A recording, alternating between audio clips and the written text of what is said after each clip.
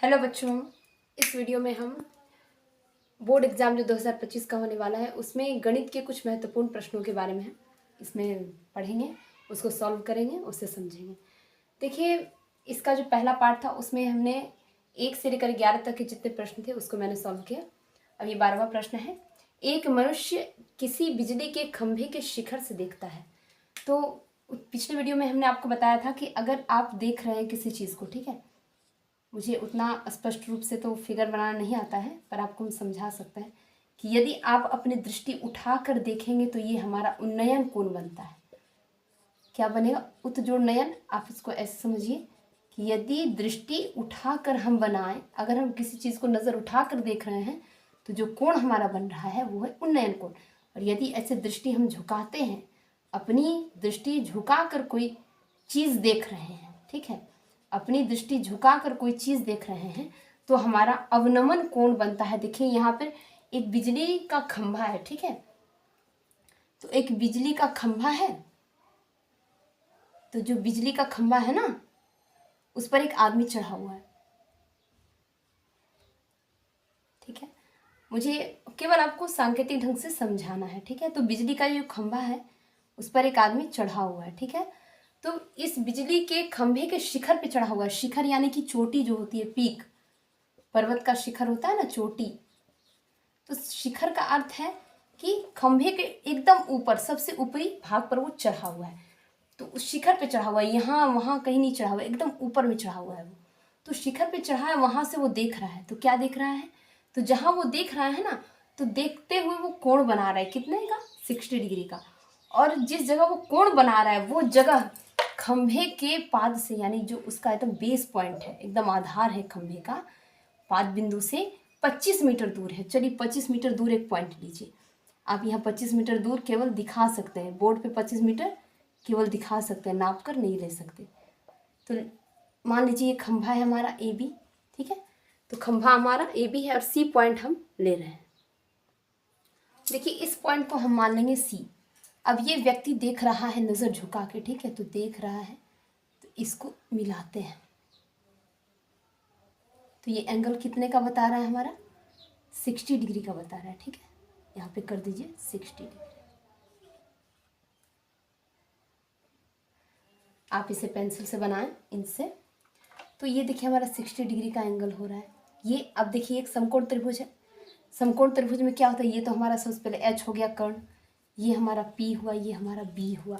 अब बी का वैल्यू है, तो इसमें दिया हुआ है बच्चों की, देखिए इस खंभे के पाद से यानी इसके बेस से उस बिंदु की दूरी है 25 मीटर। ये लिख लीजिए, ये हमारा आधार हो गया। ये क्या हो गया? आधार। और ये हो गया लंब। तो हमें पूछा जा रहा है खंभे की ऊंचाई, तो हम आधार और लंब का रिलेशन पढ़ते हैं टेन थीटा में, पी बाय बी पढ़ते हैं, यानी कि लंब बटे आधार, लंब बटे आधार। तो टेन थीटा में हम किसका रिलेशन पढ़ते हैं? पी बाय बी का, यानी कि लंब और आधार के रिलेशन। तो देखिए थीटा का वैल्यू है हमारा 60 डिग्री, तो लिख दीजिए ten 60 degree is equal to P by B, B का मान 25 मीटर। तो टेन 60 का वैल्यू हो गया √3, ठीक है। तो टेन 60 का वैल्यू हमारा क्या होता है?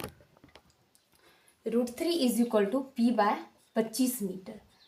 तो P is equal to 25√3 metre. Option D हमारा सही होगा, ठीक है। तो खंभे की ऊंचाई क्या हो गई? 25√3 मीटर। चलिए अब अगला प्रश्न बनाते हैं। देखिए बच्चों, ये जो अगला प्रश्न है वो ये है कि एक दिए गए बिंदु जो केंद्र नहीं है से किसी वृत्त के कितने व्यास गुजर सकते हैं, ठीक है। तो एक वृत्त आप लीजिए पहले,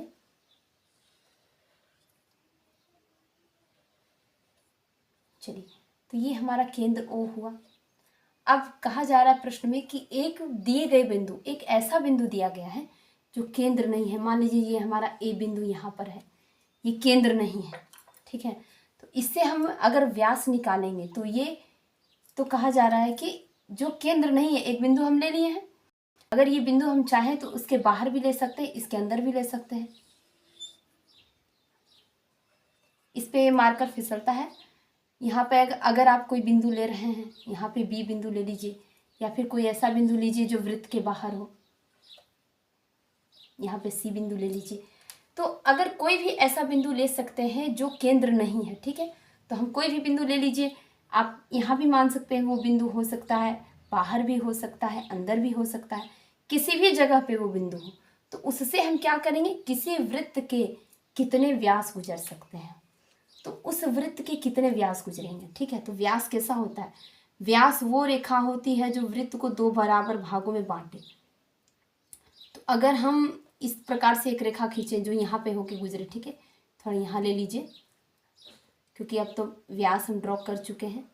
तो देखिए कितना व्यास गुजर रहा है, एक व्यास गुजर रहा है। तो व्यास किसे कहते हैं, जो वृत्त को, ऐसे समझिए, व्यास, व्यास यानी कि डायमीटर क्या होती है, वो रेखा होती है, वो रेखा जो वृत्त यानी सर्कल को बाइसेक्ट करे। बाइसेक्ट का अर्थ होता है दो बराबर भागों में बांटे, दो बराबर भागों में बांटे।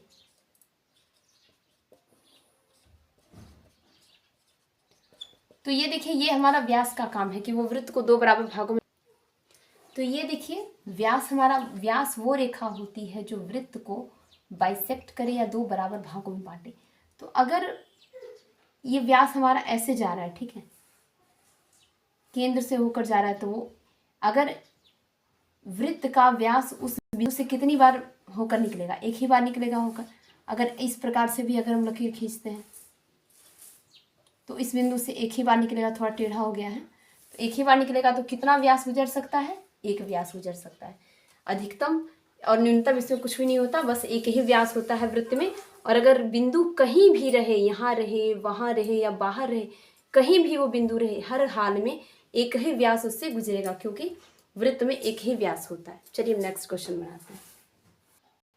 ये देखिए अगला प्रश्न है हमारा, बहुपद x⁵ माइनस x⁴ प्लस 3 के घात क्या है, इसके घात क्या है। देखिए तो अधिकतम, देखिए यहाँ पे जो चर पद है हमारा, चर पद है हमारा x, चर पद क्या है x, x की अधिकतम घात क्या है, x की अधिकतम घात यानी कि मैक्सिमम घात पावर वो क्या है 5 है, कितनी है 5, तो हमारा ऑप्शन सी सही होगा। अब देखिए 15वां प्रश्न है, दिख रहा है, निम्न में कौन एक चर में बहुपद है। प्रश्न लिख लेते हैं। तो ये हमारा जो प्रश्न है उसमें ये कह रहा है कि निम्न में कौन एक चर में बहुपद है, ठीक है। तो ये सब क्या है, बहुपद है, बहुपद है। तो एक चर में बहुपद, तो चर किसे कहते हैं, चर होता है वेरिएबल, यानी कि जिसका मान हम बदल सकते हैं। तो ए से लेकर जेड तक के सभी लेटर, बड़ी में भी और छोटी में भी, ये सभी लेटर होते हैं चर यानी कि वेरिएबल। तो आप देखिए कि हमारा कौन सा ऑप्शन है जिसमें कि एक ही चर है, इसमें एक x है, एक y है, एक c है, 3 चर है, ये हमारा नहीं होगा। इसमें देखिए एक x है, एक x है, अगला नहीं है, तो ये हमारा होगा। अब ये इन दोनों को भी देख लेते हैं। इसमें एक x चर है, दूसरा y चर है, तीसरा t चर है, इसमें 3 चर हैं, तो ये भी नहीं होगा। इसमें x एक चर, दूसरा y, तीसरा z। तो कहा जा रहा था, पूछा जा रहा था प्रश्न में कि कौन सा समीकरण है जिसमें एक ही चर हो। तो a से z तक का एक ही लेटर केवल ऑप्शन बी में था, इसलिए बी हमारा। देखिए 16 नंबर का प्रश्न है कि 2 - x² प्लस x³ में x³ का गुणक क्या है। तो इन तीनों पदों को पहले लिखिए। देखिए 2 है, दिए गए पद, दिए गए पद हमारे पास कौन कौन से हैं, 2 - x² और x³। इन सब में देखिए क्या क्या गुणा है, 2 तो अचर पद है, 2 में एक तो गुणा ही है कम से कम, -1 × x² और x³ में 1 तो कम से कम गुणा है ही, तो x³ का गुणक हमारा क्या है 1, ऑप्शन बी हमारा सही है। और 15 में भी इसी तरह से बनाए थे। देखिए कैसे बनाए थे कि एक चर में बहुपद कौन सा है, तो ये सब 3 चर का था, 3 चर का था, इसमें भी 3 चर, केवल एक यही बहुपद था जिसमें कि केवल हमारा x² x और 7 यानी कि x को छोड़कर और कोई भी चर नहीं था, केवल एक ही चर है x।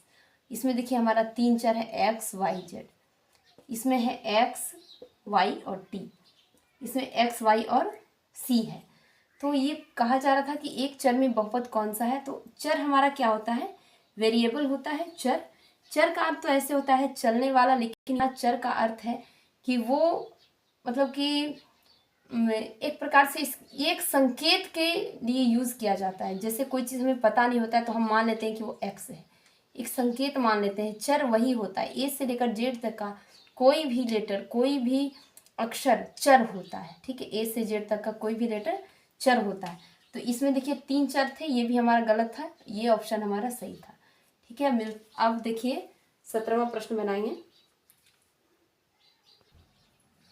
सॉरी देखिए 17वां प्रश्न है बच्चों, किसी वृत्त की परिधि, परिधि तो आप वृत्त तो जानते हैं, वृत्त क्या होता है, एक सर्कल ले लीजिए, ये हमारा वृत्त है।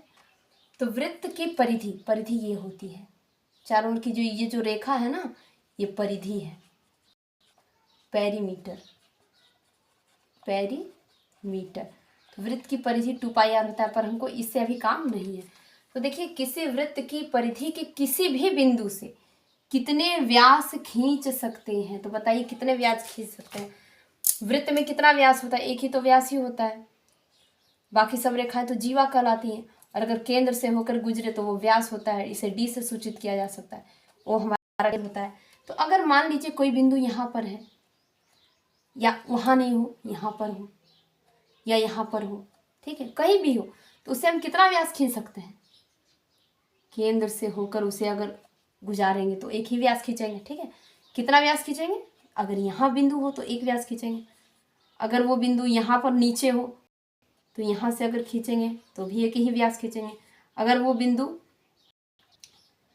वो बिंदु हमारा इस तरफ हो तो भी एक ही व्यास खींचेंगे। तो हर हाल में कितना व्यास हो रहा है, एक व्यास हो रहा है। हर हाल में कितना व्यास खींच सकते हैं, कोई भी बिंदु। देखिए एक और प्रश्न था हमारा कि किसी वृत्त में वो बिंदु जो केंद्र नहीं है, तो ये सभी तो केंद्र नहीं है, इस साइड का है, अगर यहाँ भी पॉइंट ले लेंगे तो केंद्र नहीं, तो उसे कितने व्यास खींच सकते हैं। तो वृत्त में तो ऐसे एक ही व्यास होता है, बाकी सब रेखाएं अगर खींचेंगे ऐसे अनंत रेखाएं खींच सकते हैं, वो सब वृत्त की जीवाएं कहलाती हैं। जीवा जो वृत्त को 2 भाग पर स्पर्श करे वो रेखा जीवा कहलाती है। और वही रेखा जब केंद्र से होकर गुजरती है तो व्यास यानी कि डायमीटर कहलाती है, इसे डी से सूचित करते हैं। तो कोई भी पॉइंट अगर आप परिधि पर लेते हैं, यहाँ पे या यहाँ पे, अगर उससे एक डायमीटर खींचते हैं, एक व्यास खींचते हैं, तो हर हाल में एक ही व्यास खींचेंगे, एक से अधिक नहीं होगा। देखिए 18वां प्रश्न है हमारा कि किसी चाप द्वारा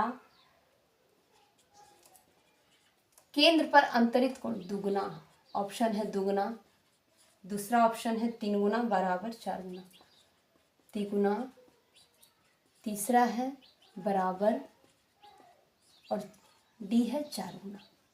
तो ये कितने गुने होगा, ये केंद्रीय कोण प्रमेय से हम उसको समझेंगे। तो सबसे पहले तो आप एक वृत्त ड्रॉ कीजिए, ये बोर्ड है, मार्कर है, यहाँ गोल थोड़ा प्रॉब्लम होती है बनाने में, बस हम आपको समझा सकते हैं कि किसी चाप के द्वारा, केंद्र हमारा O है, तो चाप, इसे आर्क भी कहते हैं। तो मान लीजिए यहाँ से यहाँ एक चाप है हमारा AB, क्या है, AB चाप है, ठीक है, AB चाप, इसे इससे सूचित किया जाता है। तो AB चाप इस पर एक एंगल बना रहा है थीटा, उस पर एक एंगल कैसे बना रहा है, O एक त्रिज्या है और OB क्या है, त्रिज्या है। इन्हीं दोनों त्रिज्याओं की मदद से AB चाप क्या बना रहा है, एंगल। अब यही चाप से अगर हम वृत्त के शेष भाग के किसी बिंदु पर एक कोण अंतरित करते हैं, अंतरित करना मतलब निर्माण करना, बनाना, उस पर क्या होना, एक कोण बनाना, ठीक है। अंतरित करने मतलब यही है कि कोण बनाया जा रहा है, अंतरित किया जा रहा है, उस पर एक कोण ड्रॉ किया जा रहा है, बनाया जा रहा है। तो एक कोण बना दिया थीटा, ए भी है हमारा चाप। किसी वृत्त में, किसी सर्कल में अगर हम एक चाप से और 2 त्रिज्याओं की सहायता से एक एंगल बनाए, एक कोण बनाए, ये हमारा चाप हो जाए, यहाँ एंगल बना रहा है, यही एक मेन चीज़ है। और यही चाप क्या करे, नीचे भी एक कोण बना दे, यही चाप, दूसरा चाप नहीं, वही चाप क्या करे, वृत्त के शेष भाग पर, शेष भाग तो ये सब तो शेष भाग ही है, इतना को छोड़कर बाकी सब क्या हुआ, शेष भाग हुआ। शेष भाग पर अगर कोण बनाए तो वो जो एंगल होता है ना, क्या होता है, इस कोण का आधा होता है, यानी कि ये जो नीचे वाला कोण है ना उसका दुगना होगा। अब देखिए, तो किसी चाप के द्वारा केंद्र पर अंतरित कोण उसी के द्वारा वृत्त के शेष भाग पर, देखिए अंतरित कोण का क्या होगा, दुगना हो जाएगा। तो उसी चाप के द्वारा वृत्त के शेष भाग पर बनाया हुआ जो कोण है उसका वो दुगना होगा। ये होगा 2 थीटा, ये होगा थीटा। तो ऊपर वाला हो जाएगा हमारा दुगना, ठीक है। तो ऊपर वाला क्या होगा, दुगना। तो ये ऐसे नहीं बोल रहे हैं हम, केंद्रीय कोण प्रमेय होता है एक, केंद्रीय कोण प्रमेय। इसके बेसिस पर हम आपको बता रहे हैं कि किसी वृत्त में एक चाप द्वारा केंद्र पर अंतरित कोण, यानी केंद्र पर बनाया गया कोण उसी चाप के द्वारा, वही चाप के द्वारा, ये नहीं कि कुछ और कोई और बना रहा है, वही चाप ए भी, देखिए यहाँ भी एक कोण बना रहा है। ये हमारा जो थीटा होगा ना इसका जस्ट डबल होगा ऊपर वाला। तो उसी चाप के द्वारा वृत्त के अन्य भाग पर अंतरित कोण का दुगुना होता है, अंतरित कोण का दुगुना होता है। ये हमारा केंद्रीय कोण प्रमेय कह रहा है। इसी के बेसिस पर हम इस क्वेश्चन को बनाएंगे कि एक कोई चाप ले लीजिए ए बी छोड़कर आप कुछ भी चाप ले सकते हैं। तो चाप को, आर्क को ऐसे सूचित किया जाता है। तो ये अलग चीज़ है, ये दोनों सेम चीज़ नहीं है, एक साथ नहीं है। तो किसी वृत्त में एक चाप द्वारा केंद्र पर अंतरित कोण उसी ए होता है। तो ये हमारा ऑप्शन ए सही हुआ कि अगर कोई चाप है और वो केंद्र पर कोण बना रहा है, ठीक है, वही चाप नीचे भी एक कोण बना रहा है, तो वो नीचे वाला जो कोण होगा ना उसका जस्ट दुगना होगा ऊपर वाला कोण। चलिए 18 नंबर का प्रश्न थोड़ा इंपॉर्टेंट था, बन गया। चलिए 19वां बनाते हैं। देखिए बच्चों 19वां प्रश्न है कि अर्धवृत्त का कोण कितने अंशों का होता है। अंश यानी डिग्री, ठीक है। हम लोग डिग्री ज़्यादा बोलते हैं, अंश नहीं बोलते हैं, पर अंश बोलते हैं हिंदी में। तो जैसे कि कोई भी हमारा बिंदु है ना, तो उस जगह पर एक एंगल है, कोई भी हमारा बिंदु है तो उस जगह पे एक एंगल है और उसका मान है 360 डिग्री। कोई भी हमारा बिंदु है तो उस पॉइंट पे ऐसे आप लकीर ड्रॉ कर सकते हैं। और ये चारों क्या है, समकोण है। ये चारों क्या है, समकोण है। किसी भी बिंदु पर आप इस तरह की लकीर ड्रॉ कर सकते हैं और ये चारों भाग क्या है, समकोण है। हर हाल में 360 डिग्री का एंगल बनता है, ठीक है, कोई भी बिंदु पर। तो जब हम अर्धवृत्त बनाते हैं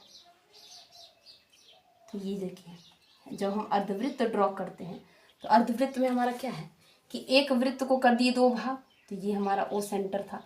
तो एक वृत्त को 2 भाग कर दिए तो 360 डिग्री पूरा का होता है। वृत्त का केंद्रीय कोण कितना होता है, वृत्त का केंद्रीय कोण, सेंट्रल एंगल,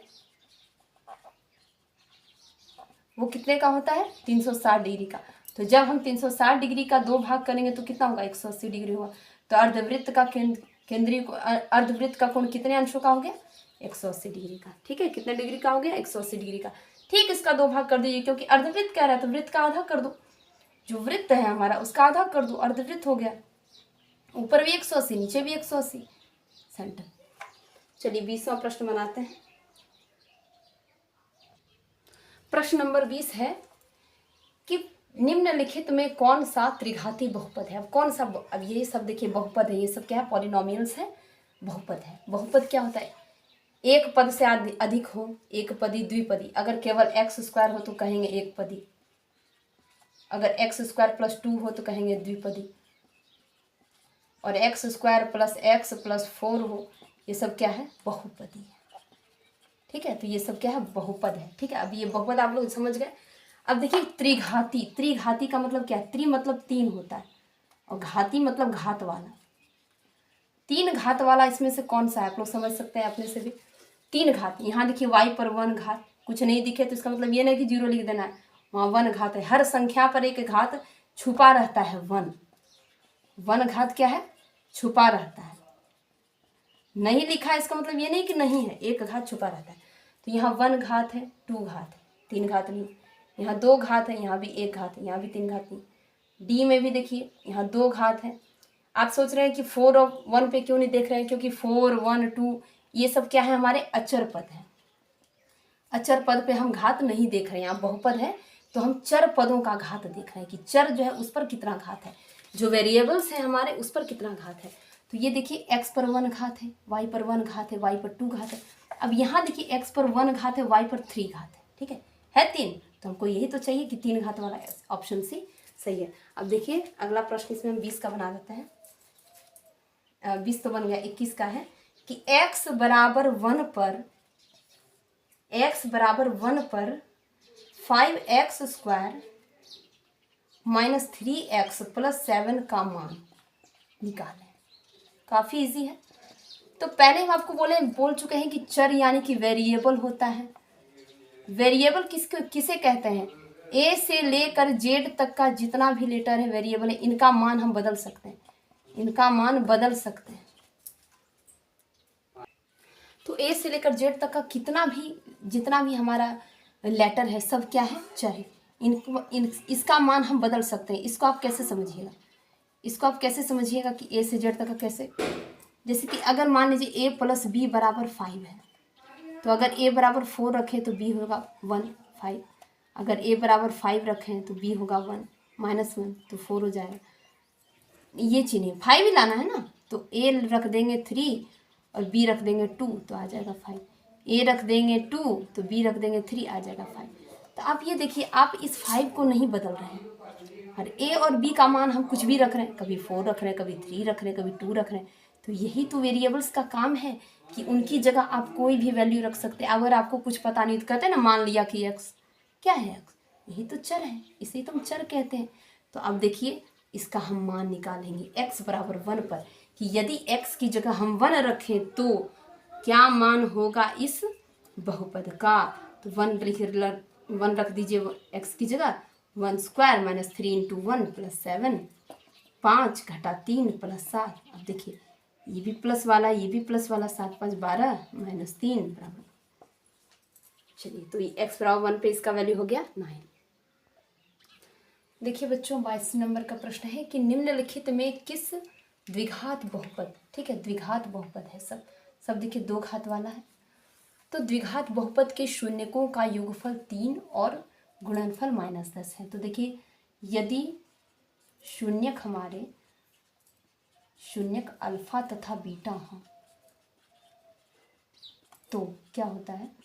द्विघात बहुपद में x square plus alpha plus beta into x, और ये होता है गुणनफल -10 ना, तो माइनस ये प्लस में आ रहा था तो इसका आंसर होगा हमारा -3x वाला भी नहीं होगा, b का होगा। तो b का कैसे होगा ये हम आपको बताएंगे। अल्फा प्लस बीटा होता है, ठीक है इंटू, और तो ये हमको नहीं लिखना है, ठीक है ये नहीं लिखना है।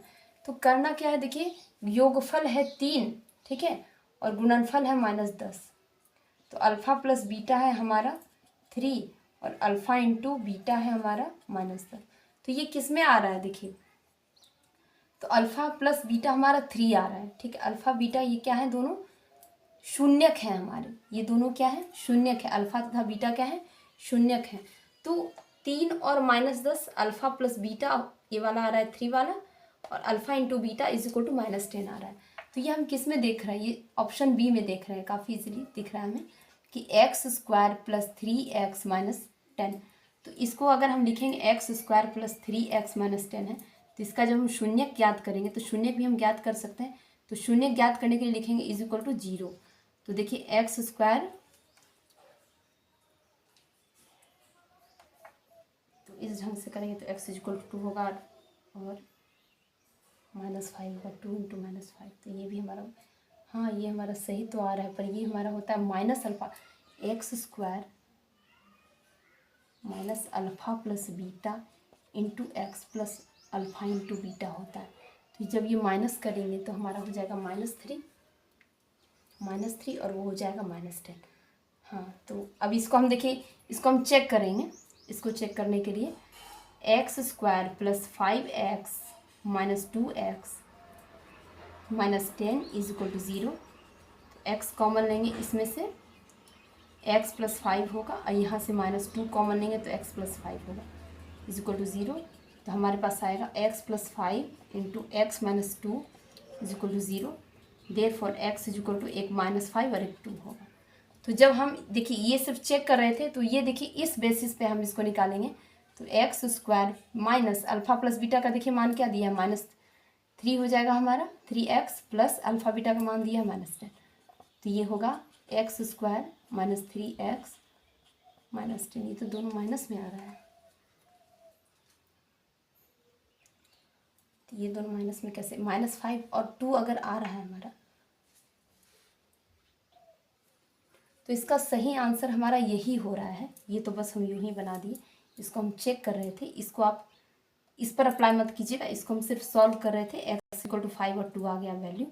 पर जो हमारे पास दिया गया था कि शून्यकों का योगफल 3 है, तो उसको जो हम लोग चेक करेंगे तो ये हमारा ऑप्शन सही होगा, सी वाला, X square minus 3x minus 10 is equal to 0 करेंगे तो हमारा इसमें दूसरा मान आएगा, ये नहीं आएगा। ये हमारा हो जाएगा बी का, जो हमारा सॉल्व हो गया। ये हमको नहीं करना था, आपको इतने तक ही रहना है, ठीक है।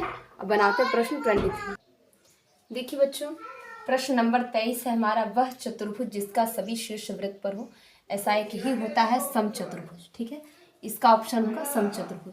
और 24वां है, चक्रीय चतुर्भुज के सम्मुख कोणों का प्रत्येक युग्म कितने अंशों का होता है। ये हमारा होगा 180 डिग्री। चलिए अब देखिए 25 का बनाते हैं।